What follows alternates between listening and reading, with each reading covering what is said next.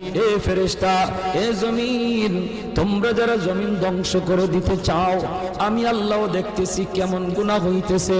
যেই মানুষে আমি আল্লাহ এত আদর করে বানাইলাম, আসমান আল্লাহ বানাইছেন কুন ফায়াকুন বইলা, ফেরেশতা আল্লাহ বানাইছেন কুন ফায়াকুন বইলা, জমিন আল্লাহ বানাইছেন কুন ফায়াকুন বইলা, কিন্তু আমারে আপনারে আল্লাহ পাক কুন ফায়াকুন বইলা বানায় নাই। আমাকে আপনাকে যখন আল্লাহ বানাইছে, খালাকতু বিয়াদাইয়া, আল্লাহ বলে আমি আমার নিজের হাত দিয়া বান্দা বান্দিরে বানাইছি। কারণ এই চেহারার মধ্যে এত দামি কপাল, ওই কপাল দিয়া বান্দা আমার কুদরতি কদমে সাজদা দিবে। এই কপালটার এত দাম। এই কপাল কুন ফায়াকুন বললে হয় না, এই কপাল ফেরেশতাদের হাতে বানাইলেও হয় না, আমি আল্লাহ নিজের হাতে বানাইছি।